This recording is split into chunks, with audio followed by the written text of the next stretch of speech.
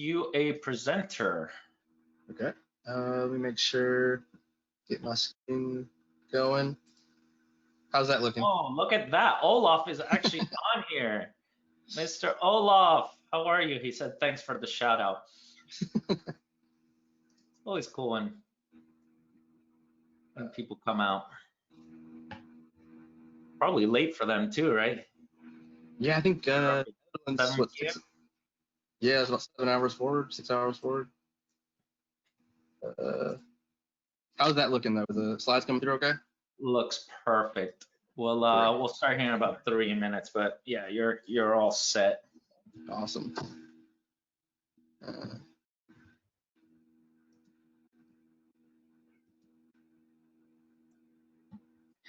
I did after we did our talk about attack evals and APT 29 and Cozy Bear, I did a talk at Jungle event about it using what C2 did I use there?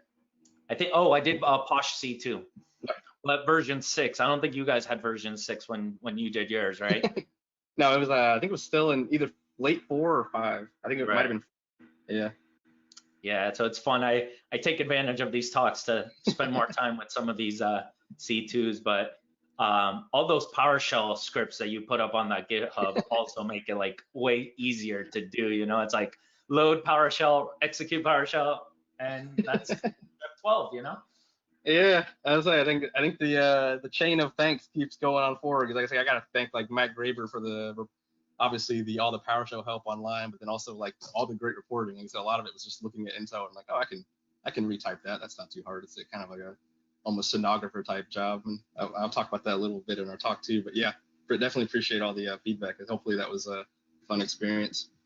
Yeah, no, it was great. And that's the thing, like, I think a lot, like the technical folks, they obviously go to look for the detection stuff, but yeah, like that GitHub that has the adversary emulation plan is like gold. It has all the PowerShell scripts. It tells you step by step what to do. I don't think a lot of people have seen that. So, so awesome work to you on that.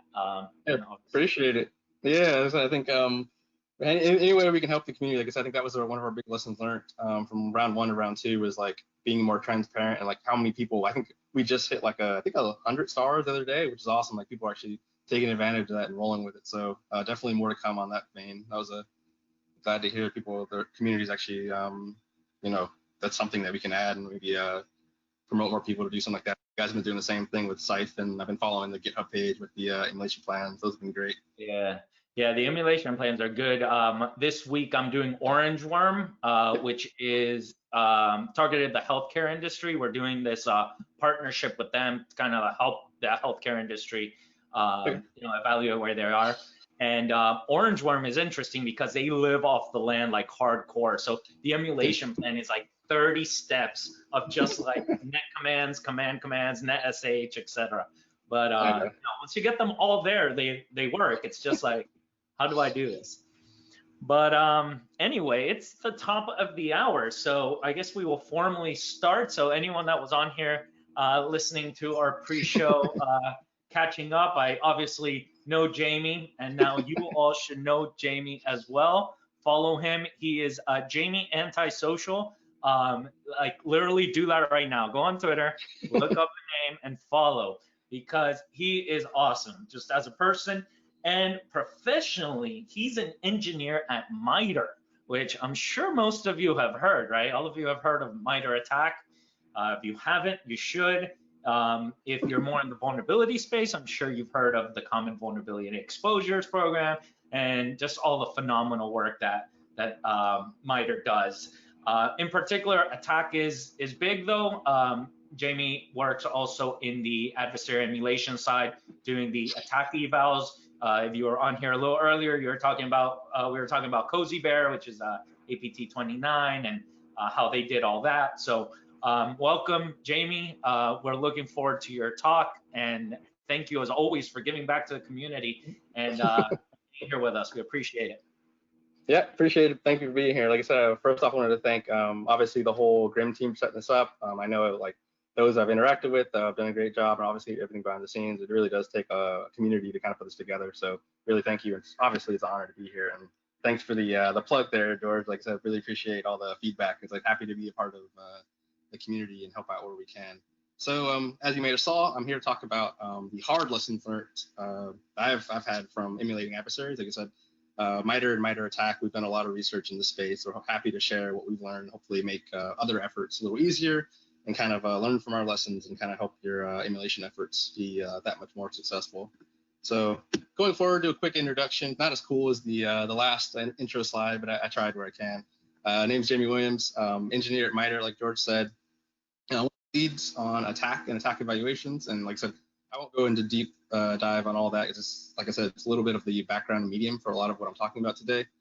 So I'll kind of touch those as I go. But big thing too is, you know, I have my name on a lot of stuff. It's been great. I've been able to do some really cool things, but mostly it's been because other people have taken me under their wing and, like, you know, spent the time to share what they know, give me opportunities to touch things, you know, add my own flair to it. So I definitely appreciate what GRIMM's doing here with the new speakers track. Like I said, let's keep that going, guys. Like that's awesome. Let's always open up, share what you know. You never know what you might inspire someone else to do, or they maybe you know, pass the baton to the next generation. So I've definitely been really appreciative of the experience and the people that I've had a chance to work with. And also GrimmCon, love the spooky theme. I'm a big Halloween nerd, a big horror movie nerd. So I had a little bit of fun putting this deck together with the themes and all of the little gifts here and there. So I'll try to make this a fun talk. Hopefully that shows. So like I said, major component of the talk is, you know, lessons learned emulating adversaries. So before we dive any further, just I want to take a second to talk about, like, what is adversary emulation. Like I said before, when me and George was chatting before this talk, adversary emulation is a subset of offensive assessments. Like I said, they all kind of have their place. You know, there's a time and a place to do a tabletop. There's a time and place to do a vulnerability assessment. You know, a pin test or red team. They all kind of have their purposes. But adversary emulation in particular is very interesting because what we're doing is we're overlaying what a typical red team would do with intelligence. So we're basically, you know, telling a red team, you know, rather than just getting on keyboard and doing what you do and being great, let's try to mimic and actually execute the specific behaviors of a very particular threat. So whether that be an adversary group or malware, or just a particular scenario, let's scope this down to a very particular, like, adversary that we're going to emulate. Reason you would want to do this, 4-prong here at the bottom of the deck, you can see biggest thing is realism. Like you said, it's you know, adversary emulation, you're not going to, you know, you're probably not going to tease out any, like, 0 days or anything like that. But what you're really going to be assessing is the more common day-to-day breach scenario. Like, you know, an adversary could easily, you know, download a bunch of proprietary software, reverse it, find some bugs, and go attack those. That's a real threat vector you need to worry about. But on a day-to-day basis, it's probably more likely that you or someone in your organization is going to, you know, click on something they shouldn't and probably expose you to some threat. So really what we're trying to aim for in adversary emulation is an exercise to see, you know, what would happen if. And a lot of those ifs are very, very realistic situations. Or, like you said, we even have the intel to tell you how realistic that is. And I already kind of touched on this. Adversary emulation is actually really great for scoping as well. It takes you down from the full universe of things to assess. Like, so there's so many technologies, there's so many different behaviors that you could use for an assessment. But adversary emulation kind of brings it down to something that's more tangible. Let's say you're emulating a very particular scenario, very particular set of QTPs. So it kind of gives you kind of something more actionable to kind of, you know, I guess rest on. Third point, diversity. Like I said, I'll get into this one a lot, so I'm going to kind of maybe touch on this a little lighter right now. But makes you do things that you probably wouldn't have done otherwise. Like I said, a lot of red teamers, a lot of pen testers kind of get in their groove. They get really good at things. They know what they're good at. You typically kind of maybe rest on that a little more than you should. So, you know, bringing in some new pizzazz, like learning about some new professional adversaries, seeing what they do, and incorporating that into your repertoire is also very beneficial. And then finally, biggest thing for, like I said, attack evaluations, what we're doing there is, you know, executing the same scenario against 20 to 30 vendors. So in this case, repeatability is huge. We need something that we can execute over and over again, not just across vendors, but also across time. Like you said, a lot of assessment teams are responsible for more or less change management. So over time, you know, you execute something on day 0, capture the results, do it again 100 days, a year later, make sure, you know, you're able to quickly quantify the change, but also make sure all the change is in the right direction, that you're actually all the changes that you're making as an organization are for the better, not worse. So repeatability is really key there. Like you said, you'll see as they output a lot of our admin simulation work, we have these like really defined and really tangible plans that you're able to, like what me and George were talking about before, do over and over again. So a little background on our adversary simulation work. Like I said, we've had some modest success over the last couple of years. I think just about 3 years ago, we released the first adversary simulation plan. It was APT3. Since then, we've been doing some really neat stuff. Like I said, adversary simulation via attack evaluations, where, like I said, we execute this against vendors and capture how they detect and going forward protect against all of these individual techniques from an adversary. So we've learned a bunch about, like, how to go about the process, and we created some really interesting products. So, as you can see here, thanks to our web team, we put together some just high-level overviews of, what an adversary simulation, in this case, this is AP29, what those steps look like. And then from there, like we were talking about before, we put together these really nuanced adversary simulation plans, where, like in this case, we're able to give you a step-by-step breakdown of what exactly we did for attack evaluations, for each step, from the attacker perspective, what you're doing, what you're expected to execute. Big thing is cited intelligence. So, that third column, why we're actually doing each one of those steps. So linking back to the actual intelligence that, APT29 describes what they actually did that we're emulating for that step. We've learned a bunch about, like we were talking about before, the community, the importance of community. So typically for these plans, we do open invites for intelligence, where, like you said, we put out a call saying, we want anyone in the community that has intelligence that kind of matches this mold, we'd happily ingest it and kind of consider it for our plan. So as you can see in that fourth column, we have, people like Microsoft, Kaspersky, SentinelOne have been sending great intelligence. And going forward, we have some additional contributions. So thank you for those. And then finally, my favorite column, that last one, kind of this links to what George was talking about before, our GitHub repo, where we actually point to the code that you need to execute each individual step. So in this case, just calling out that bottom one, you can go and find that PowerShell function, which is invoke exfil, which is emulating a little bit of the collection exfil from this part of the APT29 emulation. So in this case, it's downloading 7-zip, installing it, encrypting and compressing a folder, and then it exfils it over a mapped drive to a attacker-controlled web dev share. So you're able to actually see the granularity from full cradle to grave, seeing what we're trying to do, why we're doing it, and then exactly how we're doing it. That said, we've had some really cool successes, but we've also had some really big goofs. Like I said, it's pretty human, so no big deal.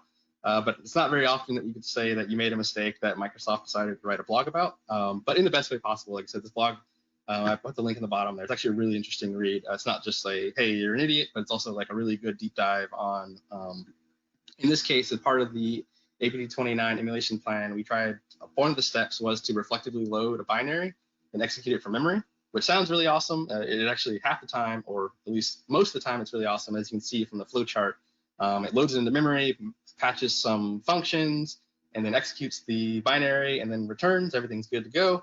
But the thing we didn't consider was what happens with ETW, or event tracer with Windows, is present.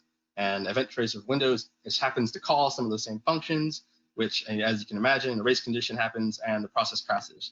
So that was a really good experience. Like I said, I'll tie that in later on how that applies to our lessons learned. But like I said, a lot of these lessons are coming from both positive experiences and then kind of those kind of swift kicks in the butt that you have to take, kind of take your notches over time and learn from. And I'll tie that in later. But long story short, like I said, I talked about this with George a couple weeks ago on Thursday, but emulation comes down to 3 main steps. They're pretty simple. Like you said, you choose an adversary, you research that adversary, and then you develop and execute a plan to emulate that adversary. And 3 lessons learned I've identified today kind of align with one of those 3 steps. So without further ado, I'll go ahead and dive into it.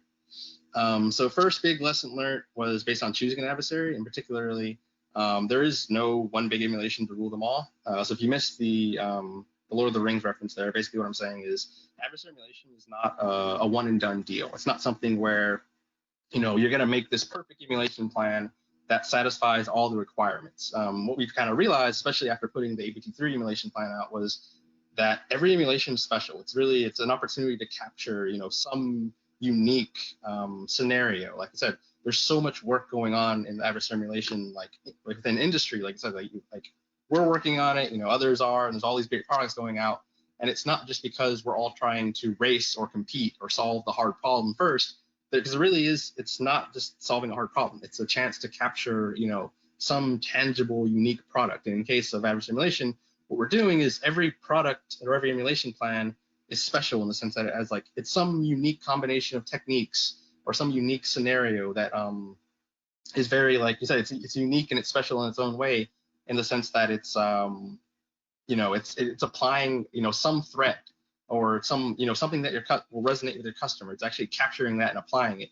So the biggest thing we learned is it's not something that we're just gonna do a couple times and be over. It's something that it's more of an artistic. It's very fluid. Something you're gonna do over and over again, based on whatever the latest threats are. Like I said, threat and intel is coming out every day. So we definitely don't see this this chain of demand signal ever drying out.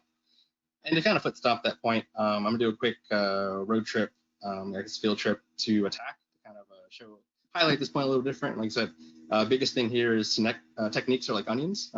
Cool points if you get the Shrek reference there. But so I'll kind of dive into this in a second. But this, just for a background, this is our attack matrix. This is like George was saying earlier, MITRE ATT&CK is a adversary knowledge base of what real adversaries are doing in the wild. So this is actually a really great resource if you're starting off in the adversary emulation space. Definitely a good place, just because everything here is real adversary behavior. So it's kind of almost like your cheat sheet for what real adversaries are doing. Just kind of orient you to what we're looking at here. This is a typical form way we present it. It's called the matrix. So across the top, what we have are called tactics. These are basically how an adversary, or I'm sorry, what an adversary is trying to achieve, basically aligning with objectives. So it's very similar to what you would see in like a kill chain, all the different steps in the kill chain. But in reality, adversaries don't operate in very linear paths. So we try to respect that and kind of capture that. Adversaries may jump around. They may do things. They may do some priv-esc here. They might do some collection here, and they kind of are a little more fluid than a typical linear progression. But what makes the attack special, or kind of different than a typical kill chain, is coming down from all those tactics. We have what we call techniques. These are how an adversary would actually achieve those objectives. So in this case, I'm going to highlight process injection. So you can see here, process injection is something an adversary would do to inject arbitrary code into a separate process. Particularly, as you see the tactics align with it, it's for the purposes of either elevating privileges, so injecting in something that has permissions that the original malicious process doesn't have, or evading defenses, like it's evil.exe running of the process is probably something that a defender would quickly see. But if evil.exe is able to inject into something like chrome.exe, not a lot of defenders are going to see Chrome and immediately think that's malicious. But like I said, a lot of times when we do adversary emulation, we look at what techniques are you doing. That's a quick fallacy, because like I said, even as of last week, even before then, we have these concepts of sub-techniques. So opening up process injection, there's so many different ways that you can execute process injection. And now actually with attack sub-techniques, we're actually capturing that, where these sub-techniques are capturing more specific implementations of that same process injection technique. So diving a bit second layer into a technique, we pick something like DLL injection, where it has its own basic universe of different variations of how you can do a DLL injection. So like I said, if you look at attack structure from the top here, you can see a breakout of what we mean by DLL injection. But even in this case, if you look at the first two procedural examples or real world implementations of that technique, you're able to see two very different implementations of process injection. The first being ARIA body, which looks like, based on the report I was able to dig up on this one, it looks like there's three main options for how it does injection. It either injects into run DL32 straight, it injects into run DL32 with some flavor of UAC bypass. So it looks like it's a priv-esc and an injection at the same time. And then the third one, I'm assuming, I didn't dive too deep into this one, but it looks like it's doing a bit of a mass injection. So either you're able to pick whatever process you want to inject to, or it's injecting itself into a bunch of different processes besides Explorer. Either way, this is a big variant on that technique, especially compared to the second one, Black Energy, which is, this one's actually really fascinating as well. Black Energy is running as a driver, so it's more or less kind of a rootkit, but it does do some injection capability back to user space into an SVC host. So, I mean, actually the authors of the report were a little confused why they would do that. But long story short, like I said, emulating even just at a technique level, there's so much variance and so much uniqueness, diving a step beyond that down to the sub techniques and down to procedures. So like I said, even if you say like, hey, you know, I've already emulated process injection, that in itself is a problematic statement because there's just so much under the hood there as you get closer and closer to the actual adversary. And then even taking a step higher too, even adversaries have layers. Like I said, at the technique layer, at the technique level, there's so many different layers and so many different aspects. But even looking at it from a higher level, like an adversary, in this case, what I have on the left here is our attack navigator, which allows you to annotate, or basically fancy word for put colors on attack. So you're able to make your own layers and kind of highlight things. In this case, I've highlighted all of the techniques associated with APT28. And as you can see here, there's a full spectrum of techniques, and most of which in realism, you're not going to capture all of that in one emulation plan. So you kind of have to be wary of, even if I did an emulation of APT28, there's so much more nuance to be captured because more than likely I didn't capture everything, especially when you consider this is just APT28. APT28 uses a lot of malware, in this case, 20 different samples. So, and you go and do a full overlay of all of that, the universe of all of the behaviors associated with APT28 is much more broad and something that you're not just gonna like, you know, do once and be done. Because like I said, this is kind of a reflection of APT28 over time. There's so many different aspects of, you know, they could have done a certain subset in one campaign, another one in another campaign. And then this is just as of now, like I said, APT28 could do more things going forward that we have to reflect on future emulation. So long story short, the point I'm trying to make is, you know, this is going to sound like really cheesy dating advice, but there's plenty of fish in the sea. Like you said, emulating an adversary is not something that you're just going to like, you know, swoop through and do once. You kind of have to be very relevant of the fluidity and the dynamic element of, you know, how we describe a group or a campaign. But also, like I said before, you know, we pick adversaries. We picked APT3, 29, and going forward, Carbonek and Pin7 for evaluations. But that might not be the best fit for you. So one of the biggest things too is, you know, there's a lot of nuance and a lot of considerations when you're picking, you know, what adversary you want to emulate. That's why there's so much great work going on in the space, because there's not just like, you know, some algorithm for the ultimate adversary. Like every use case and every customer has a different flair for, you know, what adversary might resonate with them the most. And just some considerations there would be, you know, relevance. Like you said, I think we picked APT29 and 3 just because they had the most universal relevance. But, you know, say you work in, like I think George said earlier, he worked in the finance sector. I imagine a lot of the fin groups would be a lot more relevant there. Whereas if you're maybe a government organization, there's a whole different spectrum based on geography, whether, you know, if you're in a certain part of the world, there might be certain actors that are just more prevalent. Or you could look at your own logs and say, you know, we see this group all the time, you know, they might not be reported in public space, but they are hitting us all the time. So they're probably the best emulation target for our particular use case.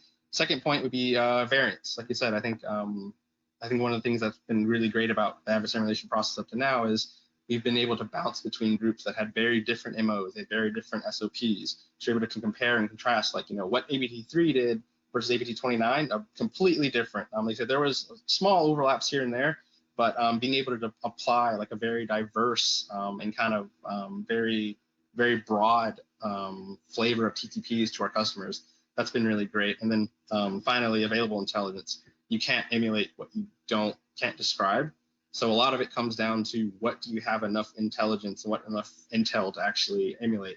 That might be a big part of your decision factor. And it's actually a really good segue to my second point, is getting into the research aspect. You gotta really have a really good key on how, knowing where and how to harvest intelligence. Like I said, there's so much like open source intelligence out there. Like I said, this is just a quick sample of what's gone into our most recent release of attack. Like I said, if you pick an adversary group name and Google it, there's probably at least 2 or 3 reports on them that are really great and like a really good starting point for putting together an emulation plan. Like I said, and even attack itself, we've kind of curated a lot of this intelligence into, you know, over 100 profiles for groups and over close to 500 and growing profiles based on specific malware. But, and like I said, this, I'm not knocking this great intelligence is really important, really vital, but you kind of have to, as you're going through all that intelligence, be very wary and very cognizant of what we like to call the biases or the shortcomings. Like you said, at the end of the day, one of the best things I heard was, at the end of the day, like a lot of open source intelligence is really just marketing. It's great, like I said, not knocking anyone for putting it out there, but you kind of have to be very wary of all of the gotchas that may hit you when you're going through this intelligence. Specifically, you got to think about the vendors, the reporters that are putting the information out.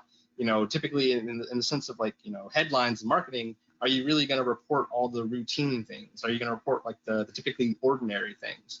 I'm not saying it's bad not to, but it's like, it costs money to put those free reports out there. So they might not touch on things, that happen all the time or the same thing over and over again. So it might be a little bit of a cognitive bias there on, what gets reported. There's actually a really great report that came out a couple of weeks ago on how underrepresented APT attacks are against individuals. Like, we always see these reports about, group hacks a bank, they hacked a government organization, they hacked some type of political organization, but like we really don't see a lot of reports about, these threat groups targeting specific individuals, which they do all the time.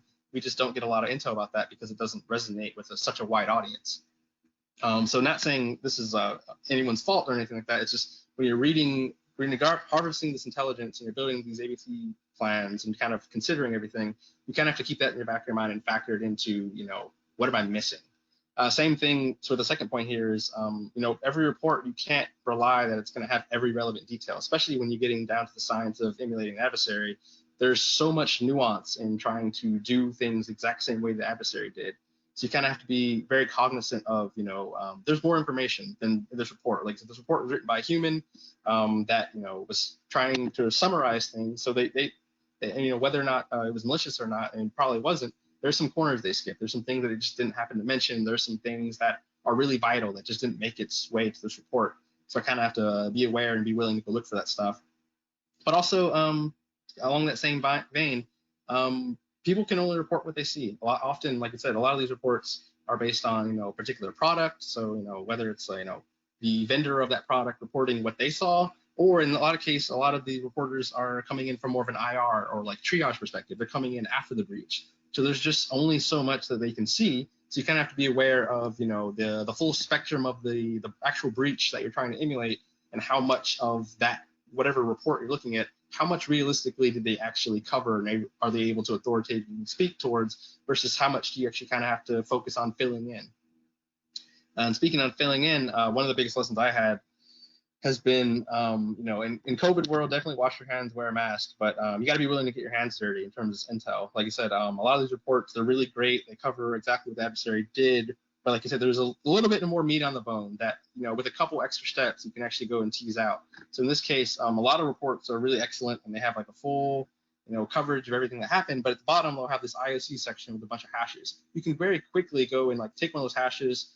Even if you can't get a sample of the actual malware, like in my case, I have a free subscription to VirusTotal, but drop that in VirusTotal and check it out. Like I said, you can see, check out the details tab where even if you're not able to download and take a look at the actual malware, you can see some static analysis. Like in this case, we're looking at the import table and seeing, what DLLs did the sample load, and then from there opening up and seeing, what specific APIs did it load. In this case, be able to quickly map that to, I don't know what the sample actually does. But I don't know whether or not it was reported in whatever intel it was covered by.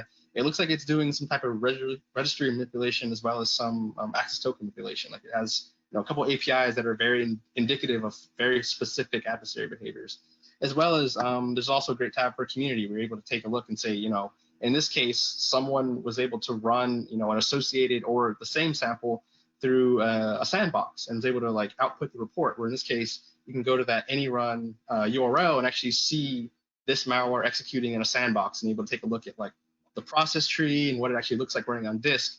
All this being just the point of teasing out more details that might not have been captured in the original report.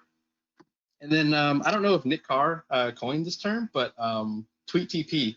Like I said, I kind of was kicking and screaming my way into Twitter. I wasn't a big fan, but throughout this process, I've learned like the Twitter is truly magical when it comes to intelligence. Like I said, one of my favorite parts of the APT29 plan was the cred dump we did with WMI. And to credit Matt Dunwoody, like I said, that was 100% based on a tweet from him. Like FireEye had a thread of, getting to the point of adversaries grow over time. They had put out their original reports on APT29, and since that time, they had just a full thread of things they've seen since or things that didn't make their way to the report.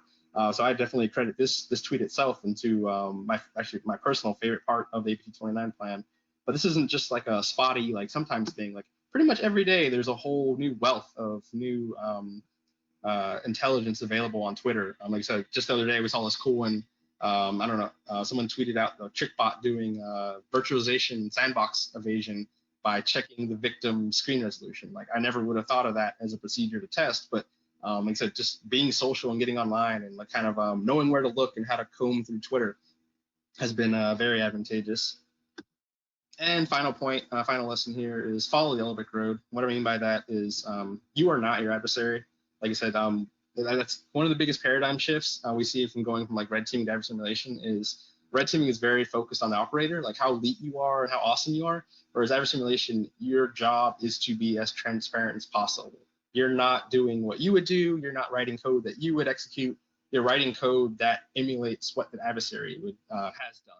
So you kind of have to throw away all your preferences and start like getting away from all of the biases that you have as an operator or an assessor and kind of think, what is the most truest implementation of the behavior that I'm emulating? Big lesson learned, I said, from the Microsoft process crash thing was don't fix things that aren't broken. You might see something that you think is broken, like, hey, I wouldn't do it like that. I don't understand why they did it like that. But more realistically, these are professional adversaries. There's a reason they decided to make that decision choice. So don't take it upon yourself to fix things or think that you know the right way to do things. Be very true to the intelligence. Kind of like take what you've learned and apply that to the assessment, because that's really what, like I said before, that's what makes the emulation special is the diversity and the actual taking not just carving process injection down to a bunch of different implementations, and that every adversary and every malware has its own specific implementation. And this is also really great too, is like just as an operator, it's a learning opportunity. You got to be willing to learn and try new things. Like I said, it might not, it's kind of like green eggs and ham, and not to be corny, but like you kind of have to be willing to open up and say like, hey, I wouldn't have done it this way. Like whether or not I agree with it or not, this is a really interesting implementation of a technique that I should adopt, and maybe along the way you'll see the benefit and kind of understand why they decided to do it like that.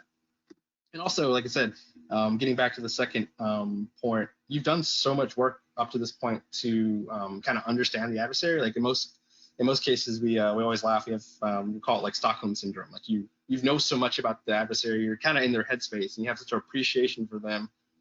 So really, just trust yourself. Like you said, you've done so much research. Why not just follow the roadmap that you already outlined about this adversary? And like I said, in some cases, there might be, as you translate from doing research to actually implementing code, there might be small gaps to fill in.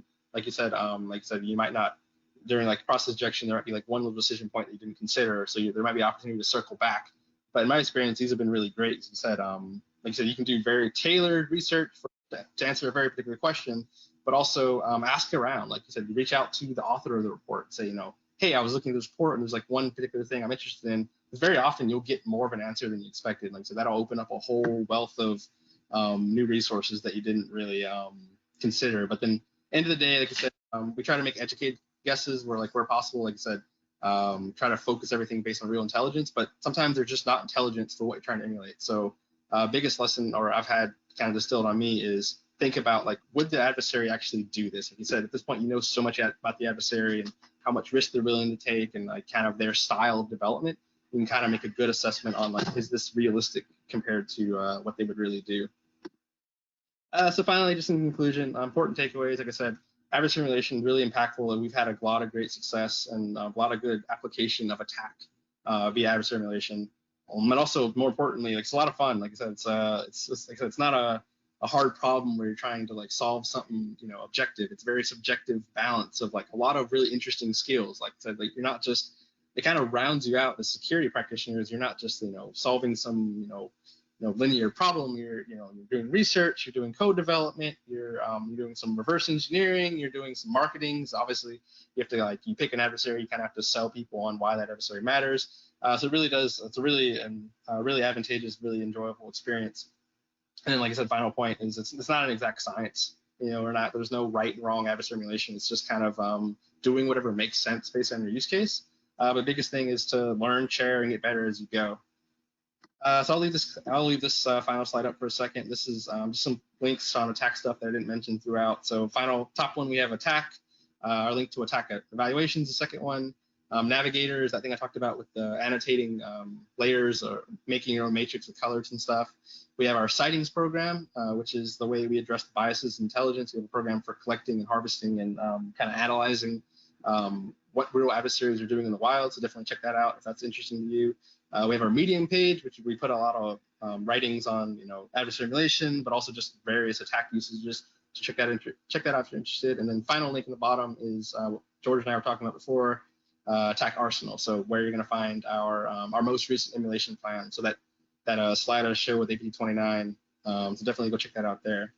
But I think I just might have went a minute over, but this time I can. You're fine. That was awesome. Thank you so much.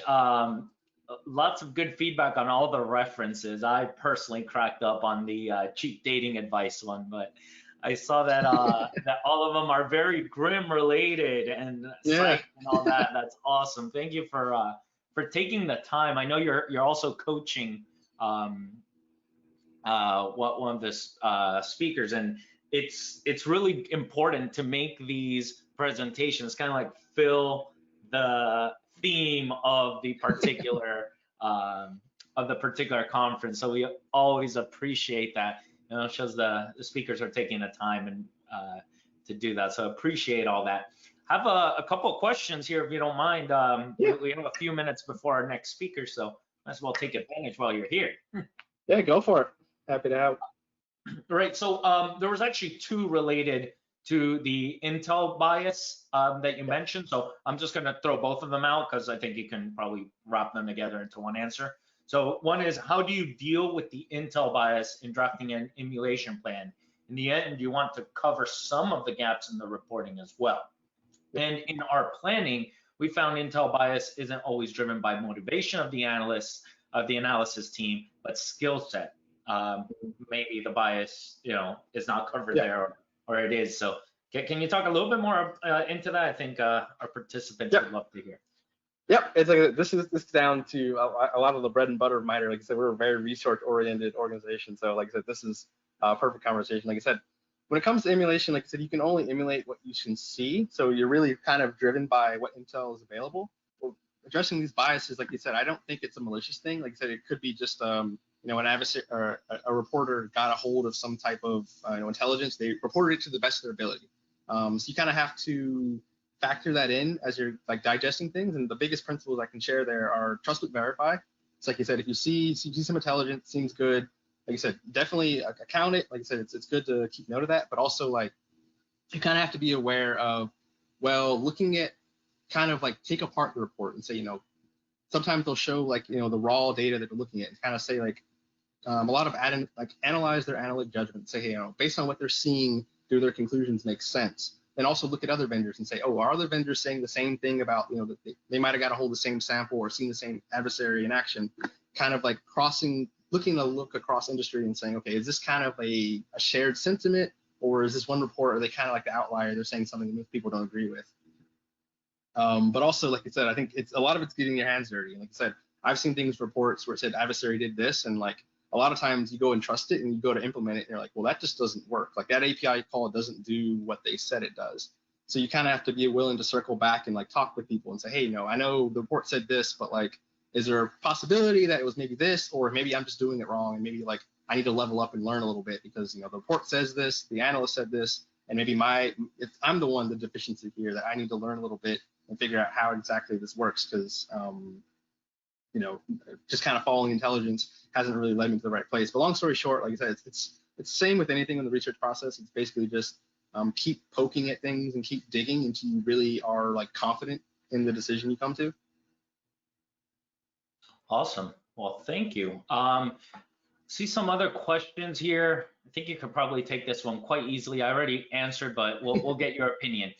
The question is adversary emulation synonymous to Oh man, I'm not going to cheat and look at your answer. I think we're on the same page here, though. I think I would love to see the Venn diagram. I don't know how they overlap. I don't think they're not synonymous. Long story short, I think they're often executed in tandem.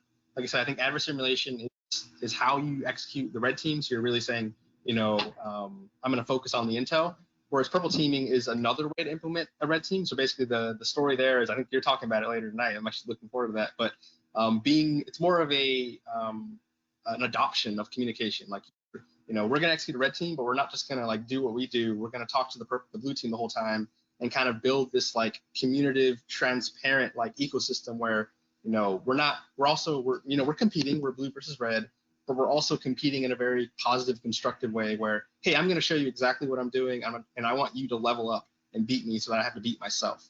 So I think, like I said, they're kind of, they're not apples and oranges, but I definitely wouldn't say they're competitive ideas. Probably more often than not, like I said, even in attack evaluations, we execute, it's a purple team style adversary emulation engagement. Awesome. Yeah, no, I love when I'm on the same page with someone from MITRE. But yeah, we'll definitely talk more about that later today in the purple team talk. But yeah, I mean, you're right on, right? Like adversary emulation can be done both in a red team method where the blue team has zero knowledge about it. Obviously, like the head of the SOC would know, or the CISO would know, but the main people, hands on keyboards, aren't aware that it's an exercise, and it's more to measure their response if a real adversary were to occur. And then purple teaming is just like you said, the red team instead of doing everything and then showing the blue team at the end, you can break it up in attack chains and say only replicate, like what in your attack eval terms, like step 12, you would do step 12, and then the blue team would look and see how they caught that. So kind of what you're doing is very purple team, but it's also adversary emulation. And I always appreciate the question because I think all of us need to use the same language there. Now, a lot of my friends say I'm all about hype, and I do like hyping things up. And I don't think you really mentioned it, but you are working on this awesome project, right? We talked about attack evals. What threat actor are you working on now, and what are you thinking about it? What can you say? Awesome. Like I said, we can't say too much because, like I said, there's a lot riding on this one. But we have chosen Carbonek and Fin7 for the next round. So familiar with this is, like I said, 3 and 29 are more of the state-sponsored nation-state actors. Carbonek and Fin7 are a little bit more on the financial crime group side. So very interesting. Like I said, that the whole, like I said before, like the uniqueness of each emulation is really captured by like the transition between 29 and Fin7. So I'm definitely really excited to kind of obviously execute that with the vendors, but also like release that into the public and see what you guys do with it. There's a lot of new little tips and tricks there. It's really neat. Awesome. I always try. So if you haven't seen me and Jamie, sometimes we just record ourselves over coffee, and I always try to pull things out. You just won't tell me more. I want to know more. But we're very excited. Once again, thank you for your time. I mean, this was awesome. If we're on the Discord, if you want to jump in there, it's again the Expert Track channel. And thank you again for sharing and bringing all these cool references apart from all the great content. Also gave us something to chuckle about.